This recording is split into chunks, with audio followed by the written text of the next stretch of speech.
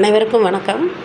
இப்போ நம்ம வீட்டிலையே குலோப் ஜாமுன் மிக்ஸ் பவுடர் பண்ணி எப்படி நம்ம குலோப் ஜாமுன் செய்யலான்னு பார்க்கலாம். நான் பவுடர்லாம் போட்டு உருட்டி வச்சுட்டேன். அது கடையில் வாங்கின குலோப் ஜாமுன் மிக்ஸ் கிடையாது.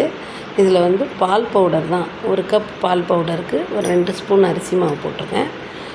நல்லா கொஞ்சம் நெய் விட்டு பால் ஊற்றி நல்லா பிசைஞ்சிடணும். சின்ன சின்ன உருண்டைகளாக உருட்டி வச்சிடணும். கொஞ்சம் நெய்யும் நம்ம ஒரு சிட்டிகை உப்பு, ஒரு சிட்டிகை பேக்கிங் சோடா போட்டிருக்கோம், கொஞ்சம் உப்பி வர்றதுக்காக. அது தேவையில்லைன்னா கூட நீங்கள் ஸ்கிப் பண்ணிடலாம். அதை நான் சின்ன சின்ன உருண்டைகளாக உருட்டி வச்சுருக்கேன். கொஞ்சம் கொஞ்சமாக பால் சேர்த்து உருட்டணும். அந்த பால் பவுடரு அரிசி மாவு 2 ஸ்பூன் தான் போடணும். பால் பவுடர் 1 கப் எடுத்துக்கலாம். அதில் நெய்யை விட்டுட்டு கொஞ்சமாக நெய் விட்டு கொஞ்சம் பாலை ஊற்றி காய்ச்சி ஆற வச்ச பால் தான் ஊற்றணும். ஊற்றி அதை நான் சின்ன சின்ன உருண்டைகளாக போட்டு கொஞ்சம் எண்ணெயில் அதை எப்படி பொரித்து எடுத்து வச்சுருக்க பாருங்கள். கொஞ்சம் கூட வெடிப்பு இருக்காது, சூப்பராக இருக்கும். நம்ம ஜீரா ஒரு கப்பு சர்க்கரைக்கு அது ஒரு 2 கப்பு தண்ணி ஊற்றலாம். ஊற்றிட்டு அதை நம்ம காய்ச்சி எடுத்துக்கிறோம். ஜீராவை ரொம்ப திக்காக காய்ச்சணும்னு இல்லை, கொஞ்சம் பிசு தன்மை வர்ற வரைக்கும் நம்ம கொதிக்க வச்சா போதும். 5 நிமிஷம் 10 நிமிஷம் கொதிக்க வச்சா போதும். அதில் 1 ஸ்பூனு ஏலக்காய் பவுடர் போட்டுக்கணும். வாசனைக்கு ஏலக்காய் பவுடர் போட்டுட்டு இந்த ஜீராவை காய்ச்சிட்டு நம்ம எண்ணெயில் போட்டு எடுத்து வச்சுருக்கோம் இல்லையா, அந்த உருண்டைகளை நம்ம அந்த ஜீராவில் போட்டு கொஞ்சம் நேரம் ஊற வைக்க வேண்டியதான். ரொம்ப சூப்பராக இருக்கும், ஜூஸியாக இருக்கும், சாஃப்டாக இருக்கும். நம்மளும் நல்ல ஹெல்த்தியானது.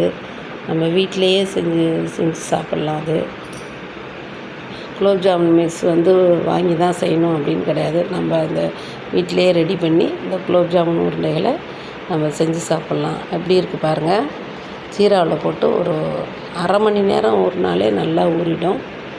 வெடிப்பு இல்லாமல் வரும் நமக்கு. நம்ம சில டயத்தில் நம்ம கடையில் வாங்கினா கூட நம்ம வெடிப்பு வருது. குலோப் ஜாமுன் மிக்ஸு இதில் செஞ்சு பார்த்தோம்னா இது வெடிப்பே இல்லாமல் வரும். கொஞ்சம் நெய்யும் பாலும் விட்டு பசைஞ்சிக்கணும், தண்ணி விடக்கூடாது.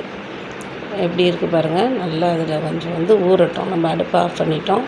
இந்த ஜீராவிலே ஊறட்டும். நம்ம ஜீரா இல்லாமல் வெறும் உருண்டைகளாக கூட எடுத்து வச்சு சாப்பிட்டோம்னா நல்லா ஊறியிருக்கும், ரொம்ப நல்லாயிருக்கும். நம்ம என்ன ஷேப்பில் வேணுமோ உருண்டையாகவும் உருட்டிக்கலாம், இல்லை கொஞ்சம் நீள சைஸில் கூட உருட்டி வச்சுக்கலாம். நல்லாயிருக்கும் பாருங்கள். எடுத்து நான் அதை கட் பண்ணி காமிக்கிறேன் பாருங்கள். ஜீராவில் ஊற வச்சுருக்கோம். அதை நல்லா கட் பண்ணி காமிக்கிறேன் பாருங்கள். நல்லா சாஃப்டாக இருக்கும். நீங்களும் செஞ்சு பாருங்கள். ஜீராவிலேருந்து கட் பண்ணி காமிக்கிறேன் பாருங்கள்.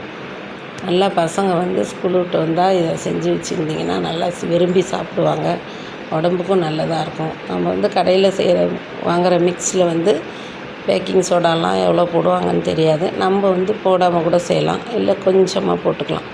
லைட்டாக உப்பி வரும். இந்த நல்லா ஊறி இருக்கும். உள்ளெல்லாம் கல் மாதிரிலாம் இருக்காது, நல்லா ஜூஸியாக ஊறி இருக்கும். எல்லோரும் செஞ்சு பாருங்கள். நன்றி. வீட்டில் உள்ள பொருளை வச்சே நம்ம செஞ்சிடலாம். பால் பவுடர் இருந்தால் போதும், 2 ஸ்பூன் அரிசி மாவு, அவ்வளோதான். தேங்க்யூ.